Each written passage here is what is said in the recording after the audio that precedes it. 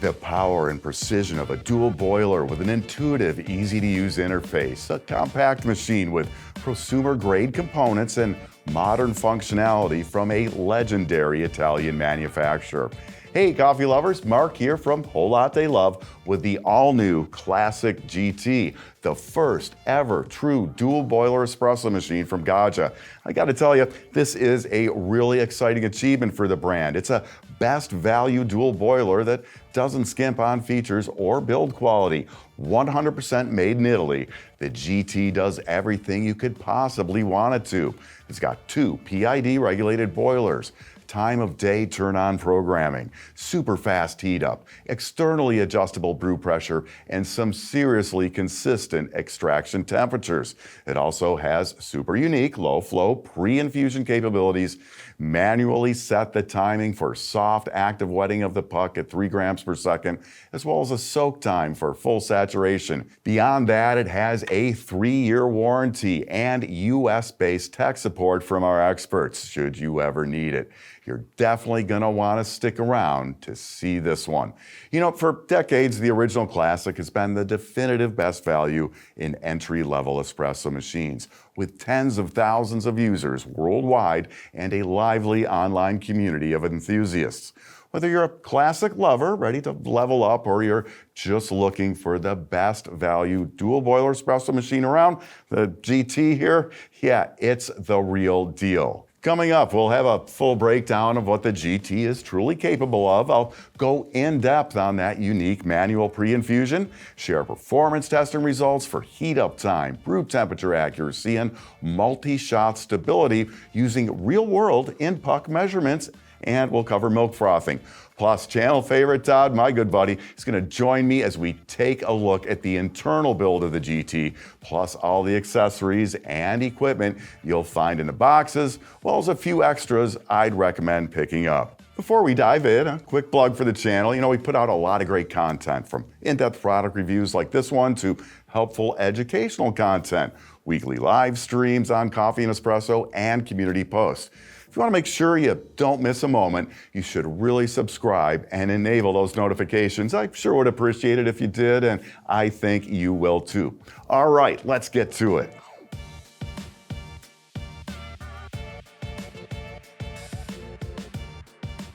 Compared to your traditional E61 group dual boilers, the Classic GT is pretty compact. It's just over 10 inches wide, about 16.5 inches deep, and under 17 inches high.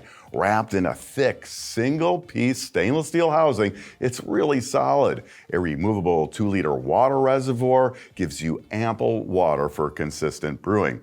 Up top, the GT features a large screen with capacitive touch control. It's one of the most intuitive displays I've used on any semi-automatic machine. It's big, clear, and super easy to read, and I really like how it shows you both the program temperature and the current temperature while heating. The interface gives you full access to the GT's extensive programming options, including time of day turn on, settings for pre-infusion, and much more, which we'll get to in just a bit. Up front, a suite of toggle switches in order. They power the machine on, operate manual pre-infusion, initiate brewing, dispense hot water, and toggles temperature of the steam boiler. Each is surrounded by an indicator light. The brew pressure gauge, that's up front and center, easy to monitor during an extraction. The drip tray on the Classic GT is versatile. In its default configuration, you get a healthy 4.5 inches of clearance, plenty of room for a scale or to brew directly into big cups for drinks like Americanos or larger lattes. When brewing straight shots, slide the drip tray out and raise it up to reduce distance between the spouts and an espresso cup. On the right, the steam valve and fully articulated single-hole steam on, plus access to the adjustable OPV. Now, that's a feature I absolutely love and don't see often enough, even in prosumer-grade machines. You know, some people really like playing with the brew pressure, and this setup makes doing that super easy. Internally, the GT is powered by a 3.68-ounce lead-free brass brew boiler and a 0.9-liter stainless steel steam boiler. Each is regulated by a PID. You can set brew temperature in precise degree-by-degree increments, while the steam boiler has 4 presets to increase or decrease steam pressure. The steam boiler also has a clever feature I've yet to see on any dual boiler machine, the ability to turn off steam mode and lower the boiler temperature so you can still dispense hot water even when you won't be steaming milk. I love this feature for Americanos. On most dual boilers, you can only turn the steam boiler off entirely to save energy, and when off like that, you can't dispense hot water. The GT, it heats up fast. In under 5 minutes, it's ready to brew, and it's ready to steam milk about 3 minutes later. As far as I know, it's the fastest true dual boiler warm-up time out there. Of course, you can always program it to turn on in advance, but if you need an espresso out of the blue, the GT, it's not going to be holding you back.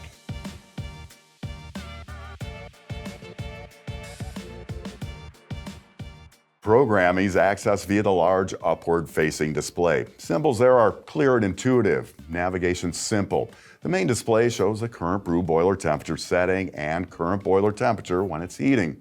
Pressing the plus and minus buttons adjusts brew temperature anywhere from 176 to 212 Fahrenheit. Pressing the gear icon enters the setting menu, then touch plus and minus to scroll through the options. The check mark enters a menu and confirms selection, and the arrow's going to take you back. First up, automatic pre-infusion. It can be set to one of 3 levels optimized for light, medium, or dark roasted coffees. Next is the wake up timer, which has 2 submenus. One sets a time of day and the other sets your turn on time. From there, you've got standby mode, which turns the machine off after a specified period of inactivity, and eco mode, which shuts off the steam boiler to conserve power.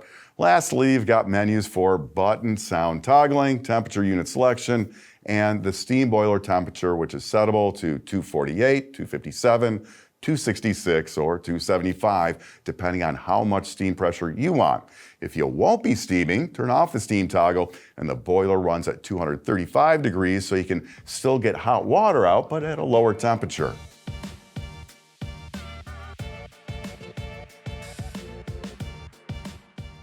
The Classic GT has unique low-flow manual and automatic pre-infusion capabilities. For those, you get a soft pre-infusion of the coffee at 3 grams per second. Now, there are other machines with programmable pre-infusion modes, but this is the first I'm aware of at the prosumer home level, which reduces the flow rate automatically for pre-infusions.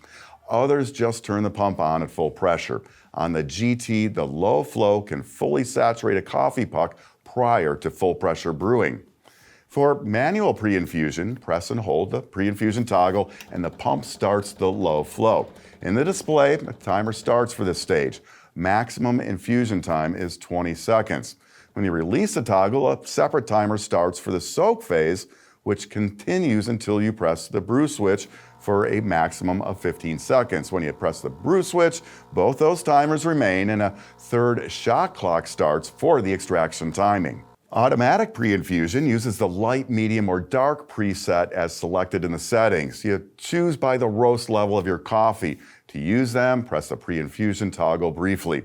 When you press the brew switch, the selected profile runs automatically, after which standard brewing proceeds. The profiles run 6 seconds pump on, 6 seconds soak for the light setting, 4 and 4 for medium, and 2 and 2 for dark. To run an extraction manually with no pre-infusion, just make sure the pre-infusion toggle light is off and briefly press the brew switch. The extraction continues until you press the brew switch again. Extractions can be volumetrically programmed if desired. To do that, press and hold the brew switch until preset appears in the display. When you have the volume desired in your cup, press the brew switch again, and the volume of water dispensed is going to be stored. Next time you press the brew switch, you'll get the same volume of water from the pump. This programming, it is by volume and not time. So a couple of things to be aware of. If you change your grind size or your coffee dose, it's likely your shot timing will change as well. And since the volume of water is metered prior to the OPV, if brewing pressure rises beyond your set pressure, it's possible a subsequent shot could finish shorter or longer than intended. The volume preset, it's going to be saved even if the machine is turned off. To toggle between manual and preset volume brewing, press and hold the pre-infusion and brew switches together for a few seconds. The display will say preset when idle and preset brewing is on.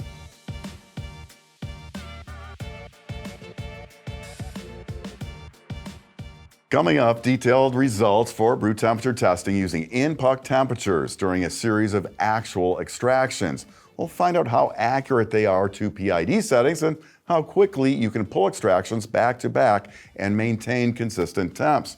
I'll have results for milk frothing steaming times as well, water added during steaming, and recovery after steaming, plus find out how long that steam lasts. We'll also look at cup warming, surface temps, and more. But the basics first. The Classic GT is rated at 1400 watts. It uses a 15-bar pump. Now, actual brew pressure is controlled by an externally adjustable OPV. Most users are going to want to set that to 9 bar, but pop in the included backflush disc and use a screwdriver to quickly adjust higher or lower as you like. When you turn the machine on from cold, it's going to be ready to brew in about 5 minutes and ready to steam milk about 3 minutes later. A couple of notes on that. The machine has a fast heating cycle, so if you're going to pull a shot 5 minutes after turn on, you'll want to give it a 3 to 5 second flush before pulling a shot for perfect temperatures. If you pull a shot at 10 minutes after turn on, no flush is needed as the machine will have stabilized from initial heat up. If you always want to walk up to the machine and brew, use that time of day turn on so it's heated up and ready to go for you. So I did 2 series of 10 extractions using a K-type temp probe mounted into a stock Gaggia filter basket. This measures the actual temperature within a coffee puck during a real extraction. I used a 1:2 ratio with 15 grams in, so 30 grams of espresso out. Shot timing averaged just under 30 seconds for the 20 test. Temp data was logged at 1 second intervals. The temperatures I'll report, they are the average of logged temps during each extraction. The brew temp setting for all 20 tests was 200 Fahrenheit. So here are the results of the first series pulled with no flushing at about 2.5 minute intervals, beginning at 5 minutes after turning the machine on. So that first shot, yeah, it's hot. As I mentioned, if you're gonna go in 5 minutes, do a short flush. I didn't for that one.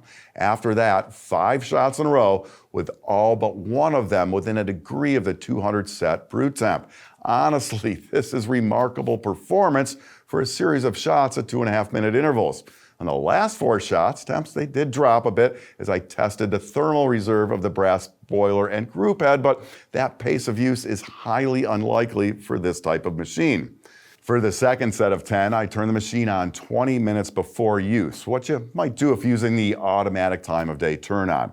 15 minutes after turn on, I did 3 extractions as I dialed in a new coffee. About 6 minutes later, I started a series of 10 test shots. For these, I varied interval times a bit. Again, no flushes were used during any testing. As you can see, the first 6 shots with interval times ranging from 3.5 to about 8 minutes were nearly perfect. To me, this sequence replicates a more typical home use pattern.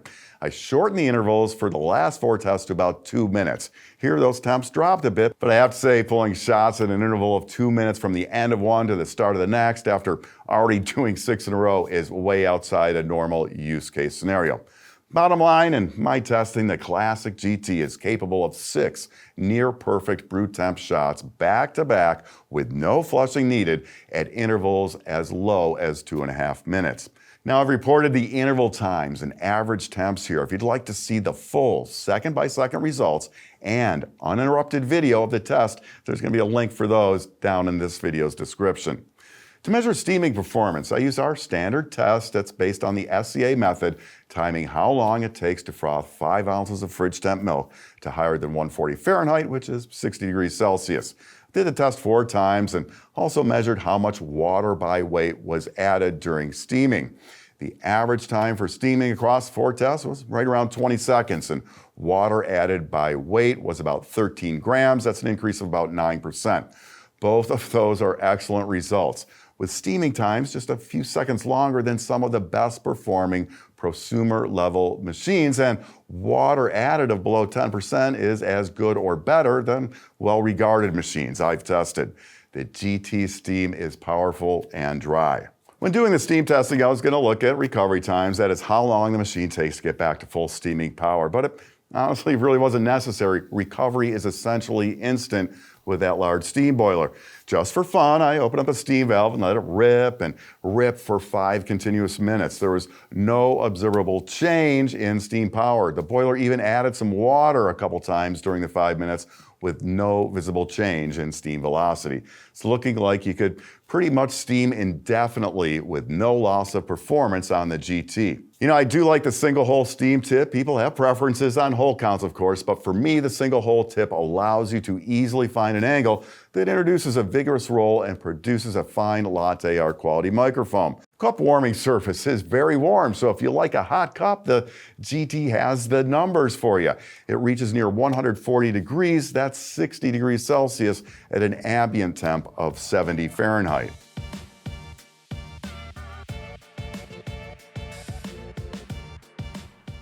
Already got Todd with me. Todd, I always love going inside machines with you. Yep. We've been doing this for like 10 years. We've got the GT, so let's take a look at what's going on here. Kind of start with the frame, right? Sure. I mean, this thing is a beastie frame, really thick. Yeah, it's more than a 16th inch thick frame. Stainless steel. All stainless steel. It's welded and formed, beautiful. Probably the heaviest frame we have out of all our machines, prosumer machines. Now on the back here, we'll look at this first.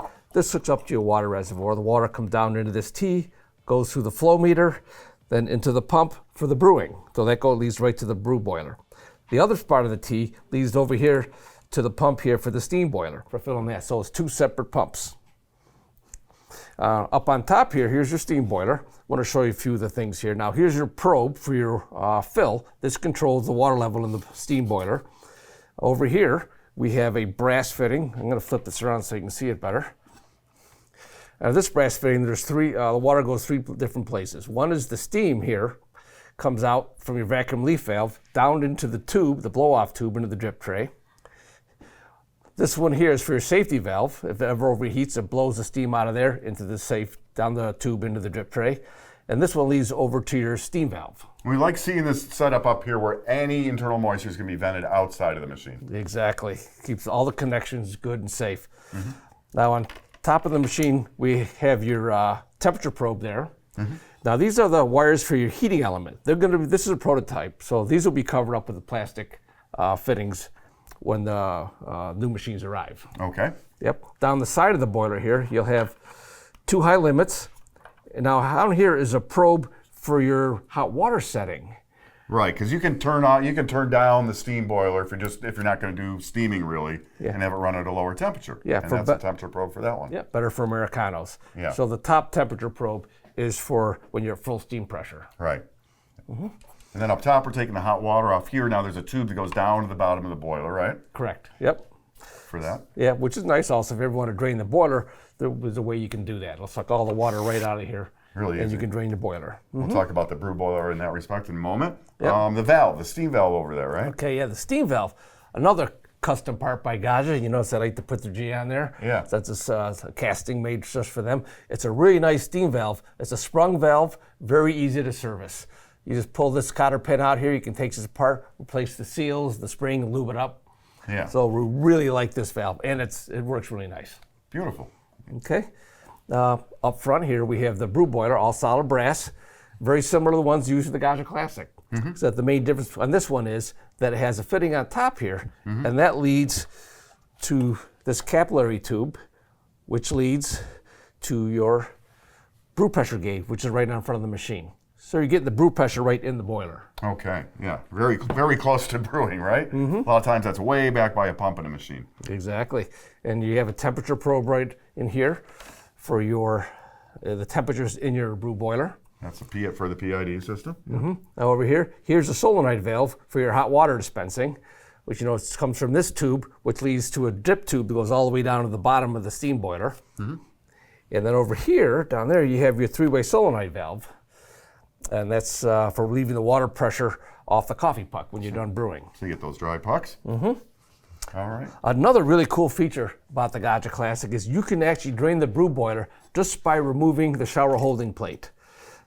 The shower holding plate, this fits up inside the brew group, and there's your shower screen, and there's an O-ring there, and that's what seals it. So if you take out the 2 bolts here, 5 millimeters, take this out, all the water will drain right out of a center hole out of the boiler. So do that when the machine's cold. Yeah. Always make sure the machine's cold when you do it, or it's going to be really hot. Yeah. And that's great if you want to drain the boiler for storage, or you just feel like draining the boiler to see what's in there. I mean, it's absolutely.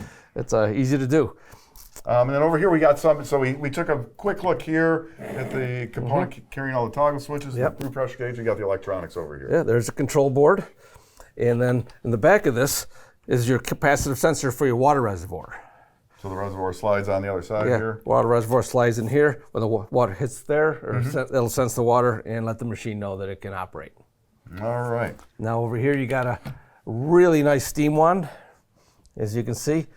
And very easy to access that. Once you get this top off, you can undo this nut and you can pull this whole thing out if you have to. All right. I don't know why you're going to have to, but... Yeah, in case you need to. I mean, I think the point is here, very serviceable, nice components, right? Everything's very well made and very well organized and set up. All right, Todd, thanks so much for taking us through the new GT. We're really excited about the machine here.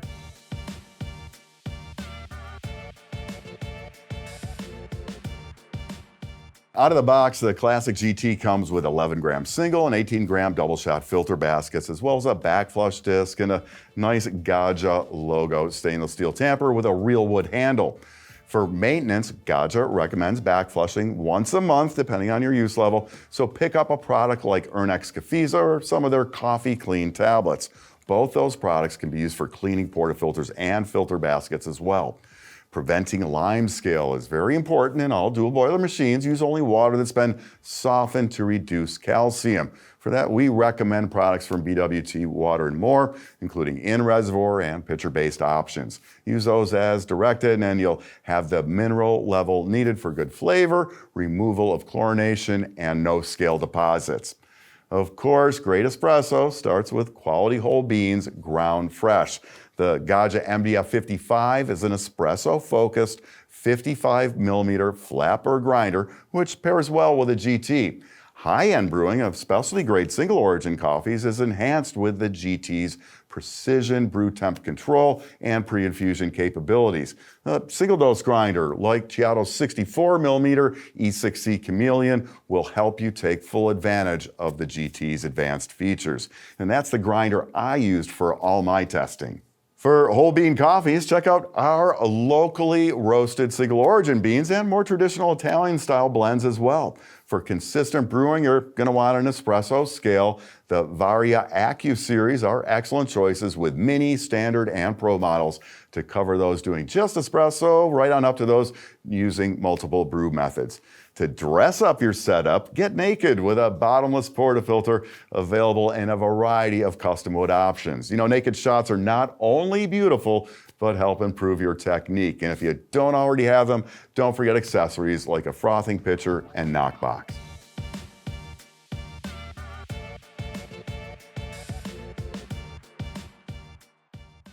You know, the Gaggia GT here is more than just a landmark achievement for a company that's been designing industry-defining espresso equipment for nearly a century. It's the most accessible dual boiler around in terms of price, ease of use, and capabilities.